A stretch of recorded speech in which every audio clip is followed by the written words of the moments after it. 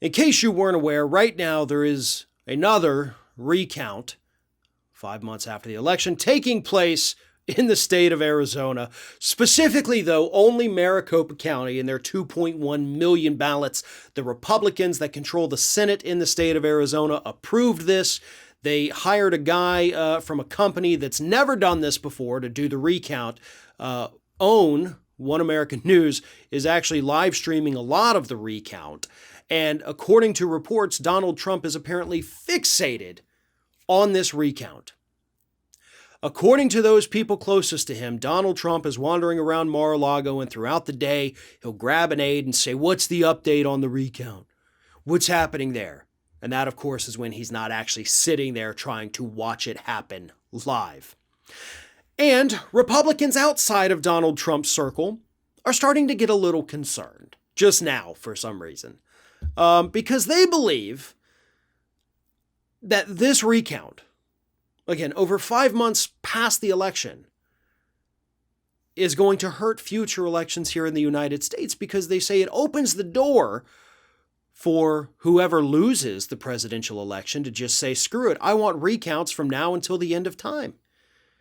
And to be honest, that is a legitimate concern that these other Republican officials have.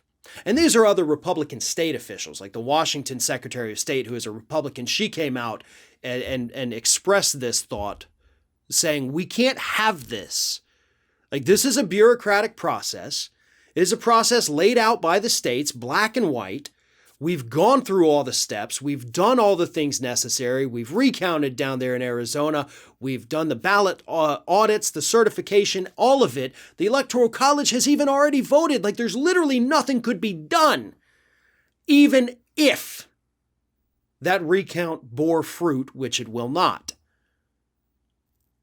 But all this does is feed into Donald Trump and these angry Republicans who think that the election was somehow stolen, even though it's been proven by these recounts that it has not. And it empowers them to do this again in the future. Hell, it empowers Democrats to do it if they lose in the future, just to piss off Republicans and give them payback for them doing it this time. This is how cycles begin. And the longer that these idiotic Republicans in states like Arizona continue to entertain the president's delusions, the more likely it is that this is going to create a pattern.